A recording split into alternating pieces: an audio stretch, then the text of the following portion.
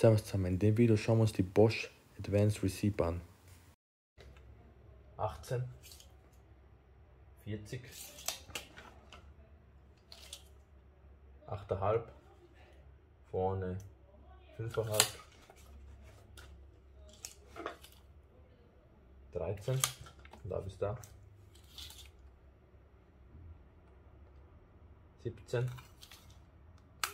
7,5,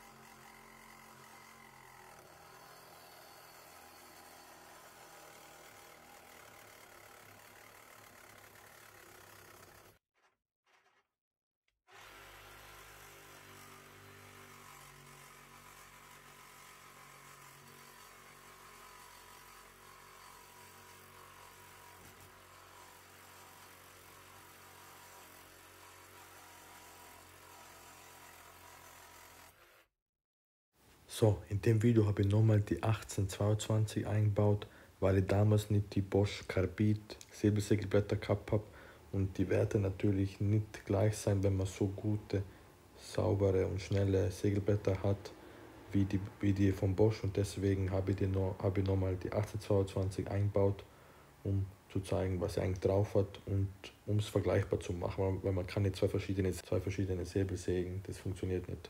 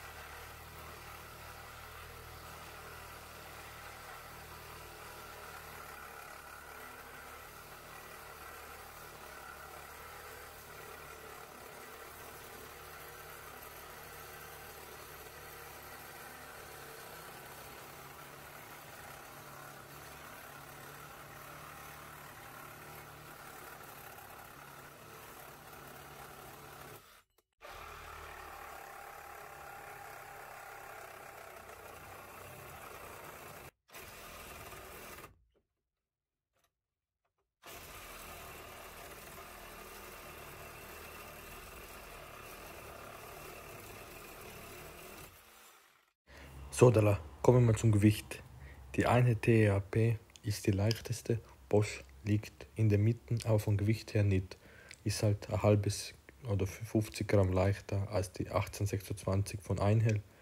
Ja, beide, ich würde sagen Bosch und die Einhell, fühlen sich super an in der Hand. Auch gut von den Vibrationen im Vergleich zur TEAP 1822. Aber das schauen wir uns dann, die Vibrationswerte schauen wir uns dann an. Nicht anders zu erwarten, Lautstärke bei der Einhell TRP 1822 die leiseste, dann kommt Bosch, auch von der Leistung, und dann kommt die 1826, die ist nochmal 5 Dezibel lauter. Ja, je mehr Kraft, desto lauter im Prinzip. Kommen wir mal zum Preis. Einhell 1822 die günstigste, 1826 mit 66 Euro günstiger sogar als die Bosch, und ja, Bosch auch 73 Euro, ist okay. Es gibt ja keine andere Säbelsäge von Bosch Grün, aber es ist trotzdem eine solide Säbelsäge. Kommen wir mal zur Leistung. Also es seht, 1826 macht beides sowas von platt. Aber die Bosch ist auf jeden Fall besser wie die 1822 von Einhell. Bosch ist halt etwas besser, obwohl die gleichen Werte angeben seien, aber ich habe gewusst, dass Bosch schneller sein wird, weil Bosch hat eine Hubhöhe von 23 mm und 3100 Hübe pro Minute.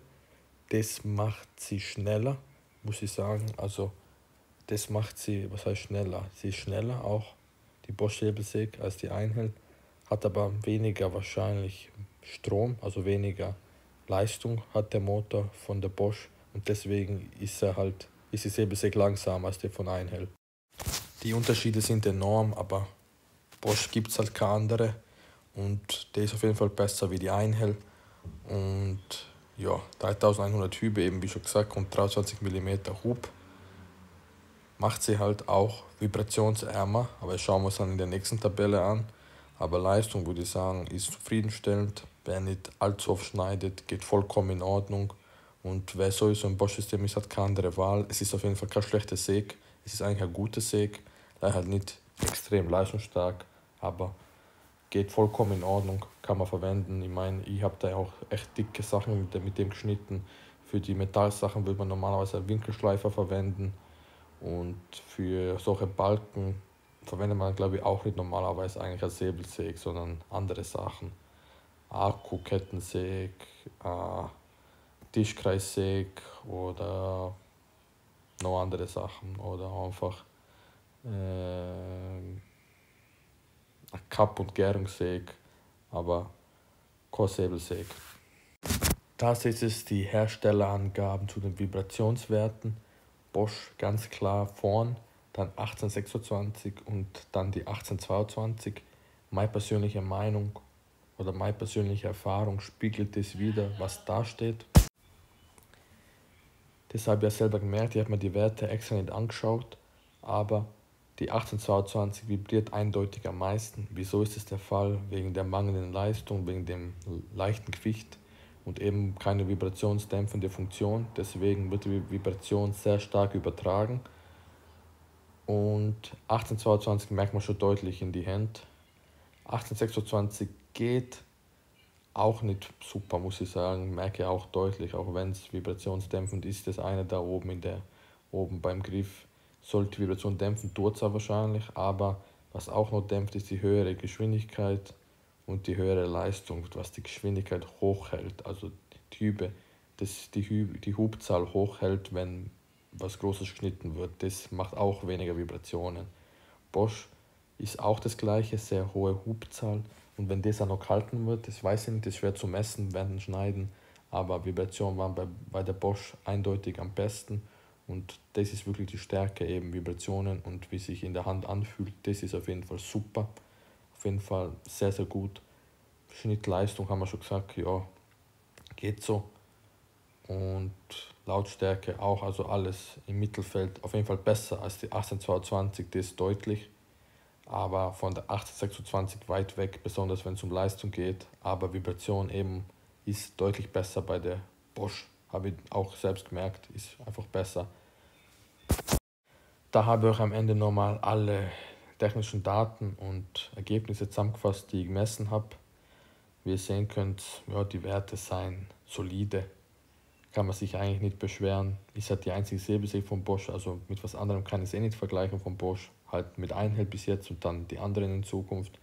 Aber ja, muss ich sagen, im Prinzip spricht nichts gegen die. Ist halt nicht die leistungsstärkste, aber ist vollkommen in Ordnung. Man kann sie locker verwenden.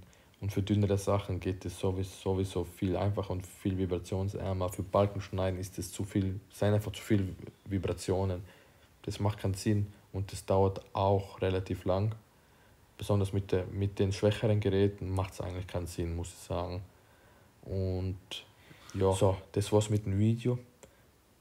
Die Säbelsägen sind unten verlinkt, wenn es euch für eine von denen interessiert. Und also einmal Geizhals und Amazon, wenn ihr es mich unterstützen wollt, wäre super. Einfach, wenn ihr es natürlich nur über Amazon kaufen wollt, sowieso, dann könnt ihr auch über einen Link machen und dann kriege ich ein bisschen was, das wäre super nett von euch. Wenn ihr es sowieso natürlich über Amazon kauft, wie schon gesagt. Und sonst gibt es nicht viel zu sagen. Ich hoffe, dass euch das Video gefallen hat. Ich hoffe, dass wir uns im nächsten Video sehen. Servus, danke und ciao.